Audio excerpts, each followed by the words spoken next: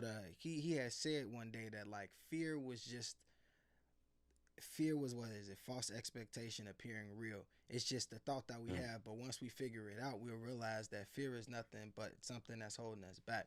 And he also said that everything we want is on the opposite side of fear. So if you think about it, Mm-hmm. if you get over the one thing that's holding you back, you can have everything that you ever wanted. I never grew up with educators that look like myself. So 100. I feel like honestly, like we are that new wave that make being wise, being smart, being educated cool, right? Absolutely. Wisdom is a powerful tool, but oftentimes we might neglect it because of who it's coming from. You feel me? But if we can chop it up with a young buck and really implant a seed, man, like that's like, it's more than just education at that point. You know what I'm saying? What's going on, beautiful people? This is the Let's Grow Together podcast where diverse individuals and communities come to serve, connect, and grow in the areas that they're most passionate about. I'm back with my brother Marcus. How you doing today, brother?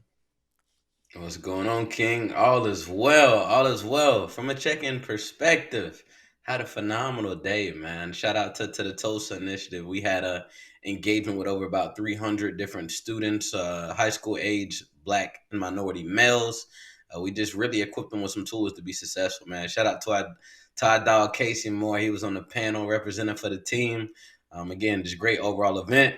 On a personal note, man, my nephew Josiah was born, so kudos, another king came into the realm. So beyond ecstatic for that.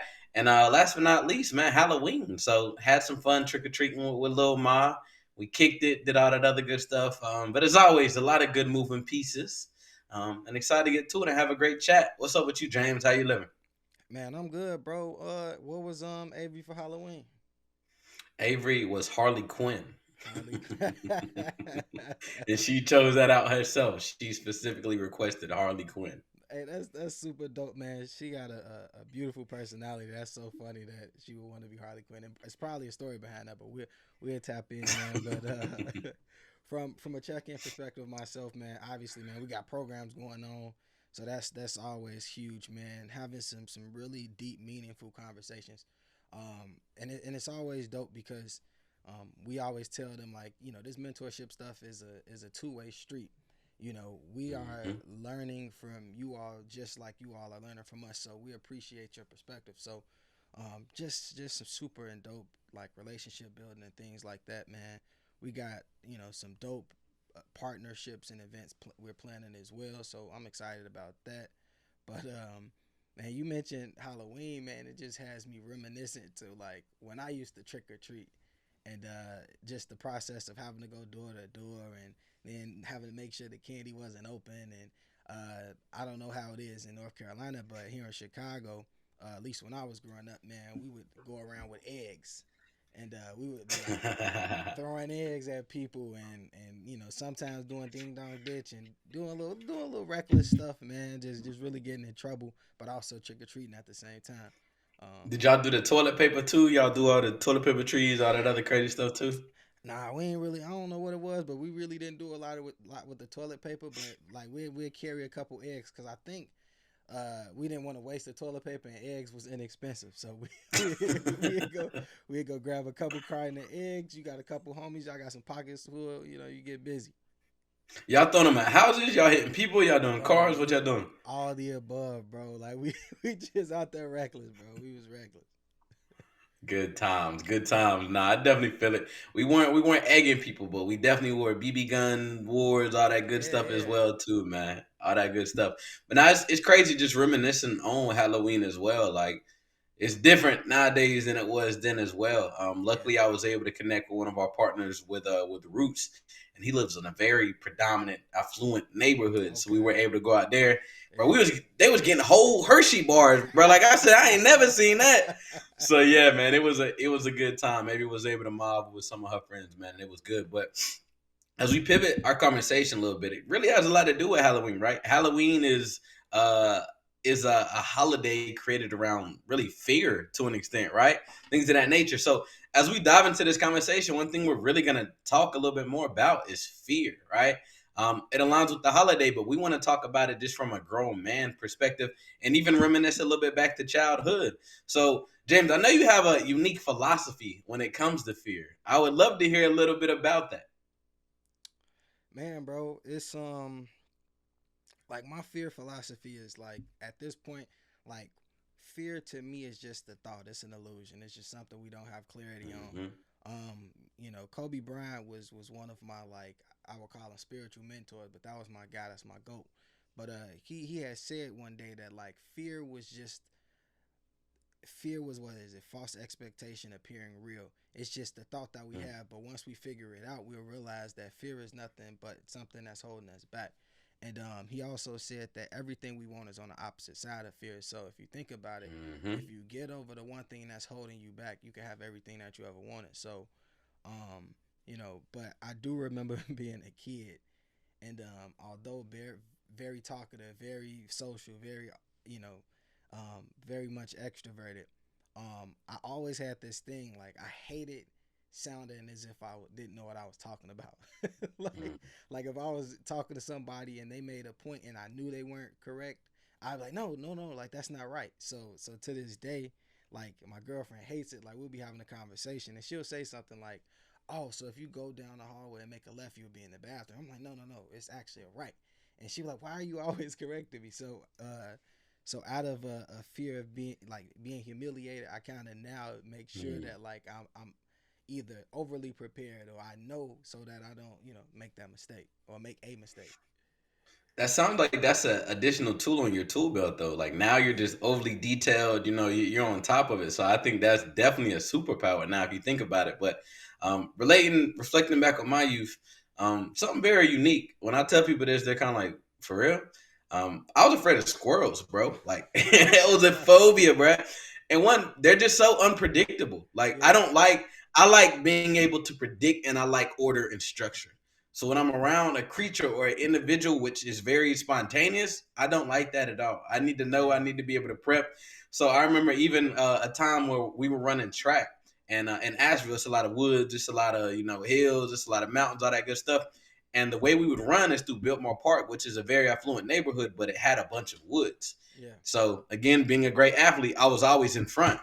Bro, a squirrel ran at me for like 10 yards, bro. I ran to the back of the pack and started the race all over, bro. I was like, yeah, I'm not doing this. yeah, And I would never forget because my team climbed me like, why are you running away from it? Or why are you running to the back of it? I'm like, bro, like you don't know what it got planned. yeah. Like so Yeah, mm, that's funny, but like I never had a fear of squirrels, but I get what you mean because they're just so unpredictable. It's just like you don't know what's gonna happen. But my grandfather would always say like they're more afraid of you than you are of them, and I'm bro, like, I ain't buying that. I done seen it nah, run in front of the car, run away from it. Nah, bro, yeah, they I feel it. But I remember like back when me and my girl first started dating, I was living at my grandfather's house, like house super old, man, and I must have. I wasn't sure if it was like a little mouse or what, but it was in the crib one day, and I was doing something. I couldn't tell you what it was, but I was in my room, and I saw something like move across the floor. And I'm like, what was that?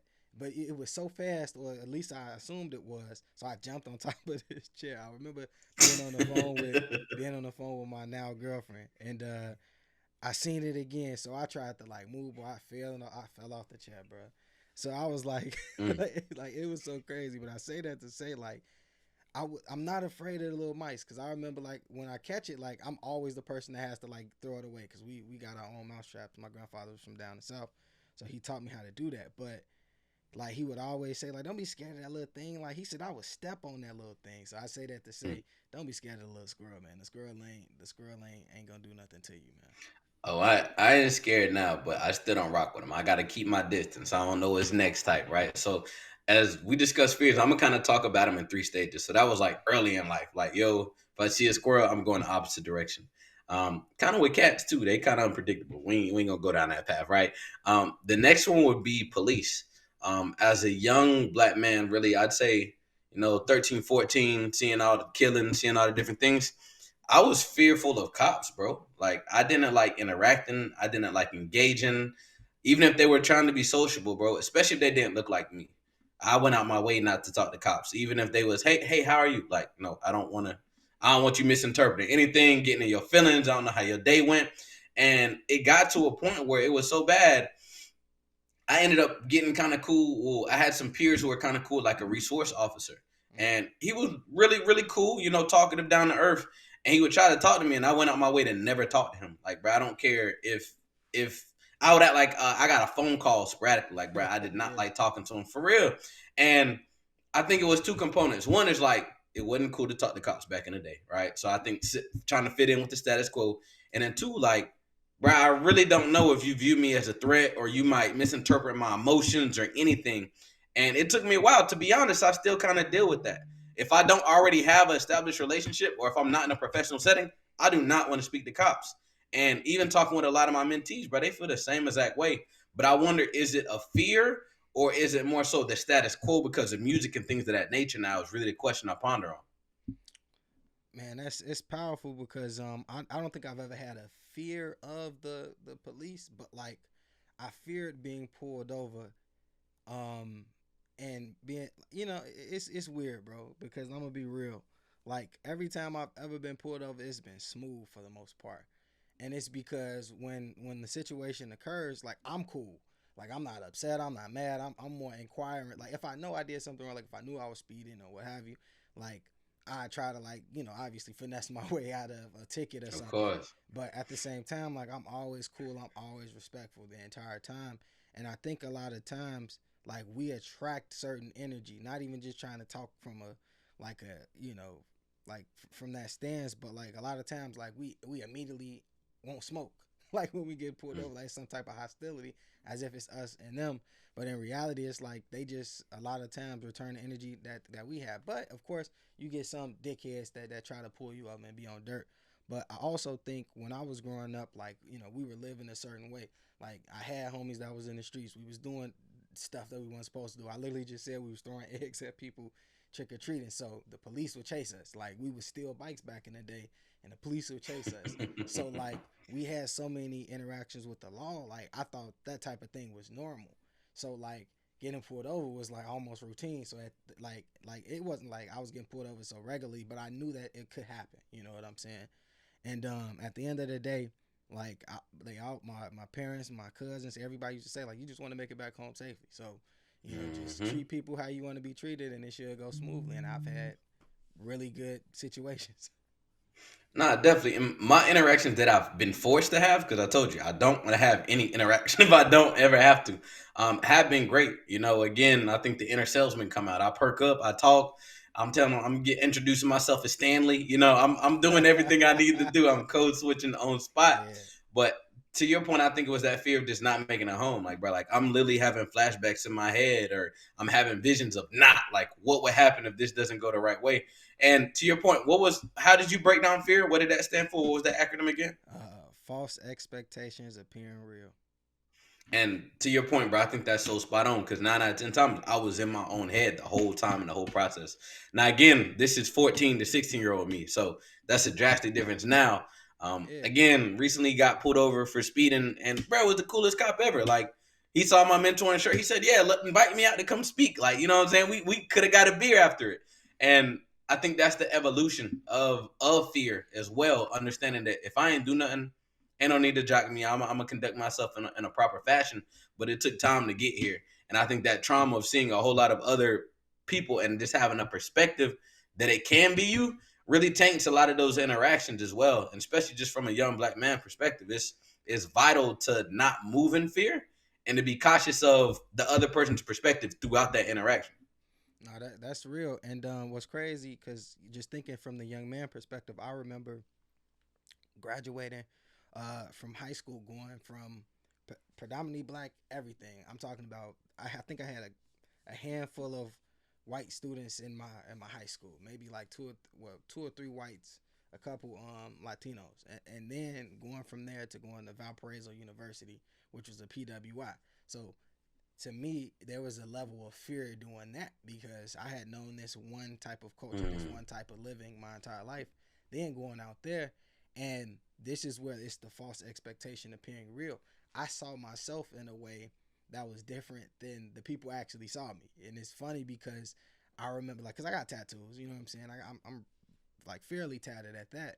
And I remember being in college and just moving around, applying to jobs. I'm getting all the jobs. I'm connecting.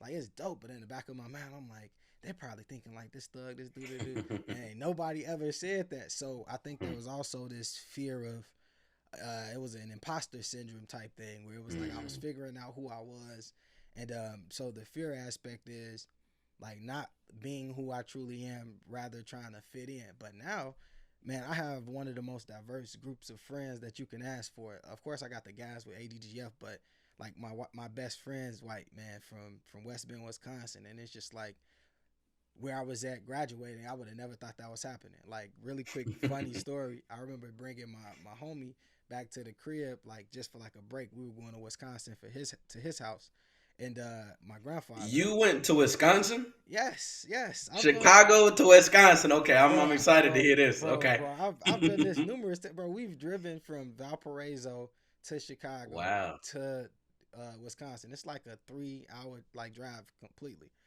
Okay, Um, that's not bad. But we stopped at my house just to tap in, grab some stuff, and my grandfather he seen them. He was like surprised because it was a big white dude. He was like, "Oh wow!" So like he just he greeted him like, "What's up?" All this and that. So we leave, we go to Wisconsin, we do our thing, we kicking it, and I must have came back home or something, or maybe I called him, and he was like, that was a white dude. I was like, yeah. He was like white. I was like, yeah. Like he from Wisconsin. He was like, I never would have thought you would be hanging with a white dude. So me and my granddad laughed about that, but he didn't mean no harm. But it was just like because he had never seen me with a Yeah. white. You know what I'm saying? So I had that fear, but I learned that man, just be you, 100% true and true. Because a lot of times it's you perceiving something that's not really there. hmm So that's interesting because I was kind of on the other side of the spectrum, coming from Asheville, which is predominantly white, to go into HBC. So Yeah. I was on the whole other end to the point where, again, I was in my Stanley realm, and then being able to evolve and be fully Marcus and be my genuine, authentic self, but still being able to look around like, Mm. damn, like these niggas don't got no home training. Like, what's going Bro, on? that's so So crazy. That's actually really crazy. I Yeah. speak on it. What you mean? In what way? No, because I was just thinking about the difference. Like mine was like more so I was who I was first, but then hmm went to a different environment and kind of had to put on the mask for a little bit, and then was hmm still kind of battling like, but do they think this? Do they think that? But you came from kind of being somebody you were, but you know what I'm saying, like you was just waiting for the opportunity to truly be authentically 100% yourself. I feel like you couldn't be hmm that originally, but then you went to a place where you could do that. So yeah, it's kind of like the exact opposite. Yeah, it was unique. Again, being the only black man, and well, it was me, my cousin, and then one mixed individual in AP and honor classes. To the point where I would sit down and some of my peers on the football team like, "You're here," you know what I'm saying? But like that brought out the competitive spirit in me. Like, yeah, I'm finna shit on you. I'm finna crush you, and I'm gonna show you my test grade and look at yours and know I killed you. So that's how I kind of played it. But again, transition to Fayetteville State, where everybody looks like me, bro. I was shell shocked. I remember walking in Walmart and just stopping, like, whoa. But in Asheville, when I walk in Walmart, the black people are the cashiers and the workers. When I walk into That's Walmart crazy. in on Skybo or on Ramsey Street, everybody in that joint look like me, and it's a few sprinkles. So that joint really blew my mind, Yeah. and I think the fear was more so being able to mix both sides, right? It was like, how can I play this? Now, it still helped in the form that I got good grades. I was able to do XYZ. But then going out, being with some of my partners who were involved heavily in streets and things of that nature, and then getting jumped at the club and learning that, damn, maybe I should have stuck with Stanley. Like, you know what I'm saying? Yeah, yeah, So yeah. it was a funny interaction, but being able to dabble in both realms is something that I'm very much appreciative of. I look back on it now and I'm beyond appreciative. But in the beginning, it was a fear. It was, yo, like, I'm not accustomed to this. I want to be able to be myself, but what does myself look like? Because I've had to code switch and alter so much throughout my life. But coming to college was great, man. It allowed me to really just find my genuine, authentic self. Not to say it wasn't there the whole time, but being able to be in a place where everybody looks like you're accepted, people value your perspective, things of that nature. I think the game that it gave me was, I was just telling my mentee today, a lot of people go to college and their goal and objective is to be the most popular individual on campus. I didn't care about that. That was high school. I was already that guy. So being able to come to college, my perspective was I want to connect with all the advisors. I want to connect with the faculty. I want to connect with the staff. So that was like just some extra game that I had already coming in, and it really helped me as well. But it was a unique experience to say the least. Yeah, man. For me, college was like it wasn't even in my plan. So like at the end of the day, like I was always super logical, bro. Like fear, it was stuff that I knew it was just getting away, but like my fear, I would never let it like cripple me and stop me. Like it might, Mm-hmm. what they say, you may see me struggle, but you'll never see me quit. But like I remember going to college and like you said, like I was always who I was, but my determination was like one, this wasn't even planned. So I'm like one, I gotta finish. Like I can't be one of them people that started but didn't finish. So that was the fear of failing in that regard was like, nah, I can't let that happen. So that was driving me, right? And I also think fear can be motivation because think about Mm. it. Think about it in the basic, is in terms of survival. Like survival is the fear of lack of something, right? The lack of scarcity, Mm-hmm. essentially, right? Like we try to survive so we get food. Like we see somebody trying to harm us, so we fear that we try to protect ourselves. So a lot of times, we go into this fight or flight mode, and I think in my own situation, like especially for first coming into school, trying to figure out who should I be, it's like you battle this code switching mentality. Because I think of basketball, right? We all know about the person that was drafted that was playing point guard, but then they get put into this position where you 6'7", and you should really be playing a small forward, but you're really a guard, and now your career goes completely different because you've trained with guard skill sets, but they want you to play another position. So I just think about that in terms of when you try to act out and be somebody who you not. Like it shows, it shows, but Mm-hmm. it was, I think, like you said, man, it was a unique experience to one, understand what the fear is, because I think that's the first step, and then taking measures or steps to get past that. Definitely, and kind of hearing you speak on that, I wouldn't necessarily say it was a fear. It was more of an adjustment that was a unique experience that caused, Yeah, yeah. So yeah, that's unique within itself. But the next component, again, as we talked about the three different phases for myself prior to being married, was love, bro. And I don't think a lot of men are gonna speak on this, but as always, man, it's let's grow together. We're gonna tell the truth. Like, bro, I was terrified of falling in love. Like, I went out my way.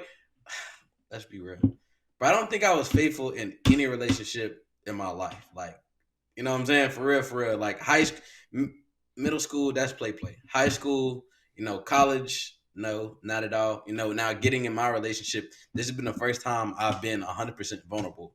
I've been, saying all that stuff that everybody talks about in the fantasy. Like I'm literally all in at this point in time. But prior to this, bro, I was so fearful of falling in love and being vulnerable to somebody because it's hot girl summer everywhere, bro. I am not trying to, what I'm saying, fall in love with an individual and they end up getting played and I'm in my feelings and now I'm moving off a raw emotion and I don't know what that looks like. Um, I saw a movie. My mama showed me this movie and she was very strategic. A thin line between love and hate, and that changed the Ah, game for me. That joint changed the oh game for me. wow. I was so fearful of maneuvering or finessing a woman into falling in love with me and not reciprocating to the point where I was overly vocal. Like, bro, anybody will tell you Marcus is not going to be committed. Marcus is going to do what he wants to do, and Marcus is going to Crazy. tell you. I would never tell you I love you. I would never tell you any of these things to get what I desire. I'm going to be overly blunt. And a lot of my partners would be like, bro, how do you do it? Like, but bro, I'm gonna tell you straight up to your face. I'm gonna tell you now. I'm gonna tell you tomorrow. And I'm gonna tell you, I enjoy kicking it with you, but this is what it is. I'll draw the line. And again, the second you feel that you need to tell me you love me, let's sit down and have a conversation, revisit this. Because I said, I promise you, I will not be more in thin line between love and hate.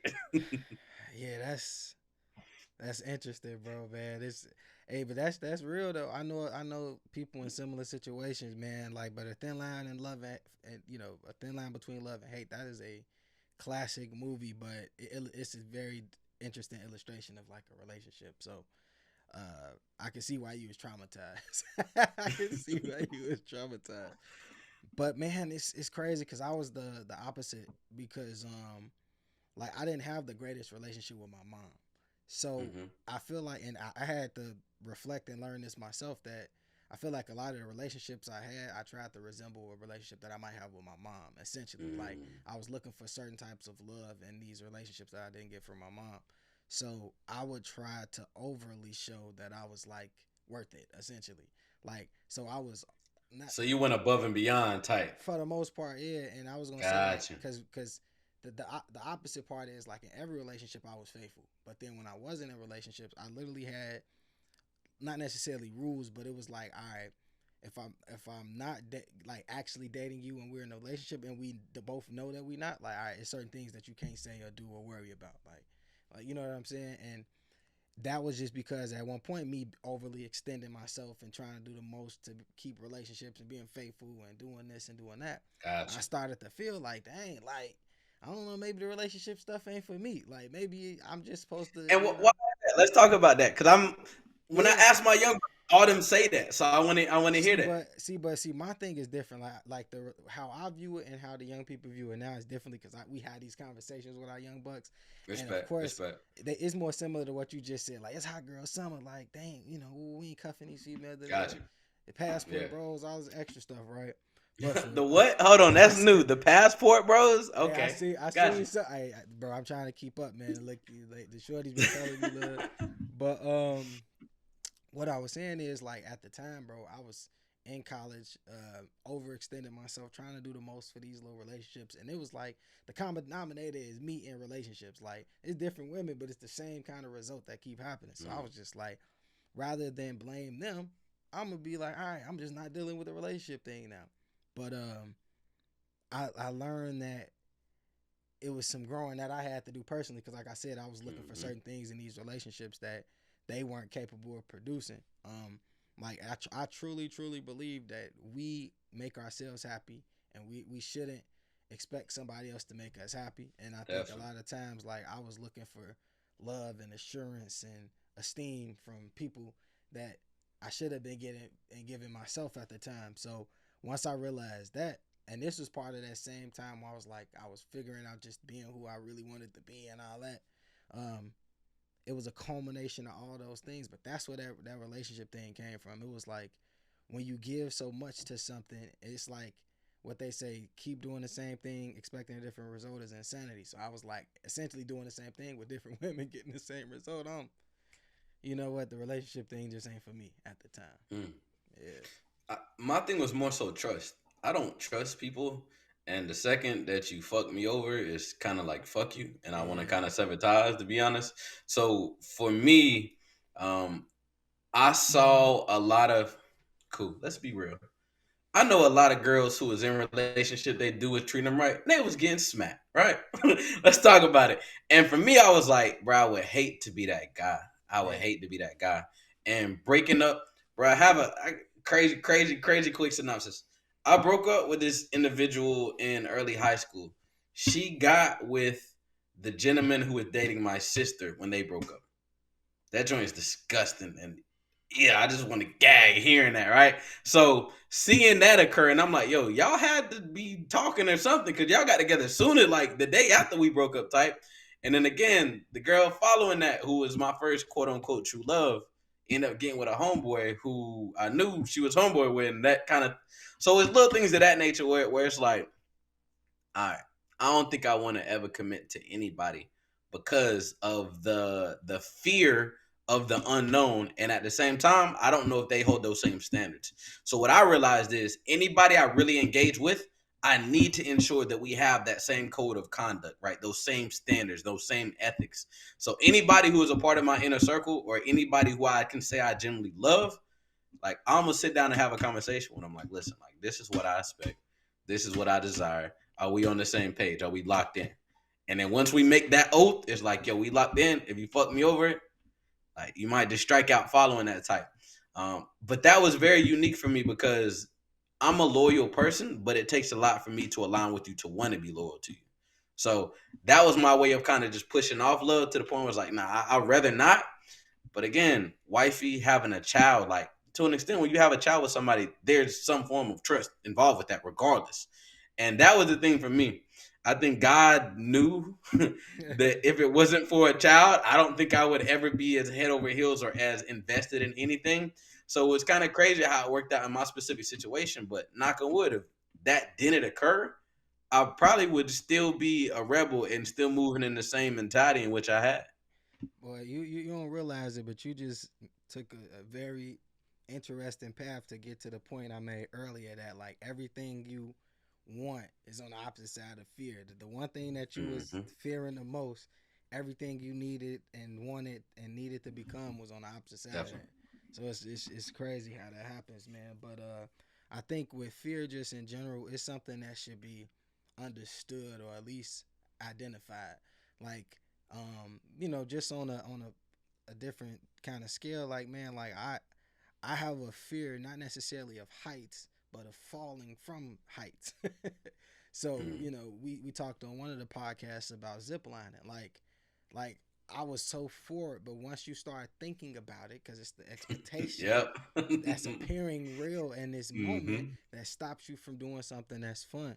So, in terms of just fear, man, listeners, if you get anything from this, just understand that whatever it is, identify it, and then figure out why you have that feeling towards it. Because until you identify it, like you'll never be in a space to get over it. Like if you just, Mm. it is what it is, life just happening. I'm just cursed. Like I just can't figure it out. Like it's gonna keep happening. You gotta identify it, figure it out, and then reverse engineer. I like that. They often say fear of the unknown, but if you can label the unknown, now you can identify it, you can address it, and you can work to overcome it. So I love what you said there. I also think that again, life is a journey. So being able to have a destination helps you be able to conquer that fear. Now that I have the goal, like Avery is my why. No fear is gonna ever overcome my why. Point blank. Period. But I think a lot of times people are lost or they're wondering, as Napoleon Hill likes to say, right? So fear is able to conquer them because there's no set destination in which you're working to. Oftentimes, when you're wondering, there's a lot of obstacles that are able to come on your path. But if you see that light at the end of the tunnel, you're able to overcome and have that set expectation or inspiration that helps you as you continue to maneuver through that. That's real, bro. A strong why will get you through anything if it's strong enough. And that's why, man, when we always encourage our young bucks, man, to carry their gold card or have on their screensaver the thing that's most important to them. Because when life starts to life, like it always does, it's always something happening. You can pull that thing out and look at it and get charged back up. No matter if I'm fearful, no Mm-hmm. matter what it is, like I'm about to take this leap. I'm about to go do this thing. I'm about to study this different language, whatever it is. Like I'm gonna do it because my why So stronger that's than me. actually a part of the speech that I give with Genius Empowerment Consulting to sales companies. Yeah, Oftentimes, a lot of individuals are on their phone, and this is their lifeline. So all you're doing is making dials. You're calling people. You get hung up on. You get cussed out. But every time I do, I look at that picture, and it's that wedding, and that's what inspires me to keep me going throughout it all. So the fear of getting cussed out, the fear of not making a sale, is not going to be stopped because my why is right there in my front cortex. Because again, I'm as soon as I hop up, I'm looking at that. As soon as before I go to bed, I'm looking at that, and that's what's continuing to keep me motivated. But as we kind of close up, James, I want to ask you as well. Fear, right? You've overcame a lot in your life, man. Again, if our listeners have been able to really tap in, like you've overcame a lot. There's been a lot of hurdles, a lot of barriers, but it doesn't seem to ever stop you. So I think you have a great philosophy when it comes to overcoming fear. You gave us the acronym of what it stands for. I want to ask you, what part of your life helped you the most and really equipped you with the tools to overcoming fear? Or was there a specific individual? Was there a specific instance when things like really clicked for you? Like, yo, like this isn't the route, and everything I want is on that other side of fear. man, that's a loaded question. It's a lot. It's a lot of ways you could go with it because I can honestly give you an answer for each of them. But I would say like when I was in college, I think that was the perfect time for me because one, it gave me some time away from my original reality. Mm-hmm. It gave me a Mm-hmm. perspective of the world that was different than what I was used to because I was conditioned to believe the way that Chicago was the way that the world exists. Mm-hmm. And then to go to Valparaiso, where there were people coming from Saudi Arabia, some people from Paris, some people from other, places around the world, and just even places in the U.S. And I'm just like, bro, like it's so many people in the world. The world is much larger than it is. And then of course, I'm now like, all right, in Chicago, like, we would go to different parties and we would be fearful to go to parties because people would want to fight because we're from different neighborhoods. And Now I'm going to parties. I'm like, man, the fear is different. I'm like, man, we going to this party, but I don't know if Shorty gonna talk to me or she gonna try to come back with me or whatever it is. So the fear develops in a different way. But I think when I was in college, it gave me an opportunity to now look back at all the other things that I had to overcome up until that point and say, all right, I contributed to that. How can I now not try to make those same mistakes again? And for me, at the end of the day, like I said, I would never let fear cripple me. Like I might stop. I might take a deep breath. I might think about it. I might, recalibrate, but you will never see me stop. So I think when I was in college, it was just one of those opportunities to like use the experiences I had up until that point and then go out and pretty much attempt to do whatever it was. And the more I realized that the more I overcame my fears, the more opportunities came. The more I overcame my fear, the more relationships I had. The more I overcame my fears, the more again opportunities and things that just presented itself. So I just knew like getting past fear was the first step to the next level. I love that. I love that. You mentioned something with college that we didn't really talk about when we had our little college spiel. The traveling is so vital. Just getting outside of your norm. Bro, I was like 4.5 hours away, bro. I didn't go home. Like, wasn't no Yeah. Christmas break, wasn't no, you know what I'm saying? Like, unless it was a long extended break where they said, hey, like, you gotta leave. I did not go home. Yeah. So being able to adapt to a new environment was pivotal. And then again, joining the frat, traveling to different states that I never ever thought I would be in, going to Mexico, going on a cruise, and just being able to reflect on where I started from. Like, bro, that joint is just mind boggling. Like, Yeah. every to your point, everything you ever desire is on the other side of fear. And being able to take that leap of faith, being able to take the leadership positions, I was scared of hell of. Didn't know Robert Ruler order, didn't know none of this stuff. I'm like, yo, they finna expose me. Let them ask me a question. I'm gonna look crazy. But I took it head on. And to your point, man, that exposure help add that extra level of you. And again, it's something that you still leverage today to empower others to be able to tell that story. So now I love that. That's so spot on, bro. Bro, you just made me think. Hey, traveling in itself is fearful. Shit, I haven't yet to be out of the country, but even traveling to a new city, new state, that's fearful in itself because now you have to adapt to their traffic patterns. You got to adapt to their climate. You got to adapt to. It's a lot of things you got to adapt to. So it's a lot that comes with it. And I think this is what my girl be like. Why you don't ever just relax? I'm like, man, I'm over here adapting. Oh, I like You that. know I what I'm like saying? that. I'm over here adapting, getting accustomed. But It's man, being the outsider. That's what it yeah, is, bro. Man, look, if y'all don't get nothing from, I challenge you to be the outsider. Be the outsider in a realm that you're unaccustomed to, but because it's gonna add an extra layer to you, and which would not be there if you stay inside your normal, comfortable bubble. Mm. hey, nah, that's funny. What was I, bro? I was watching something, and hopefully I make the point so it can hit the way I wanted to. They said the difference between a mole is somebody that infiltrated somewhere, and it was like an informant was somebody that was inside that was already giving information. So to make this point come home and hopefully it connects is Ooh, yeah. okay. So like be moles in situations, man. Like be the outsider, but man, work your way in. Like act like you been there. Like get to the other side. But Spooked by the door. you know what I'm saying? Type vibe. But like yeah, man, like just be a sponge, but like don't be afraid to push the needle a little bit to get on the other side, because everything, literally everything that you could think of, you wouldn't have a driver's license if you didn't overcome the fear of having to drive one day, right? The fear of the unknown, uncertainty. So just go out and do it. The only way to make history is to be a part of the change, and you can't be a part of change being stagnant. So that's so spot on, man. Work to overcome that fear. Work to implement that idea. Work to manifest that vision in which you have. And if fear is the only thing stopping you, self is stopping you essentially, because you're the one manifesting those fears. So I Yes. love that, boy. That's so spot on. James, what you got to say as we close out to our guest, though, family? And as always, beautiful people, man, we appreciate y'all tuning in to another edition of the Let's Grow Together podcast. You see all of our social medias down there, man. But as always, please like, comment, subscribe. We would really want to hear y'all thoughts in the comments about what's something that you fearful of, and how did you overcome that? Because we always interested in hearing more perspectives. Yes, sir. Yes, sir. Well, again, make sure y'all tap in with Roots Mentoring. Again, y'all see the IG. Make sure y'all tap in with Mastermind _ Marcus. Let's build, let's grow. And again, to James' point, we want to hear y'all feedback. We want to rap with y'all. We want to talk about something that's relevant to you all. Ask questions, give comments, give feedback. What is something you would like to hear us speak on? Because we're not just talking because we love hearing each other's voice. James is my guy, but we're talking to bless y'all with some content and some relevant conversation, man. So y'all continue to tap in. James. Man, peace. Where can they find?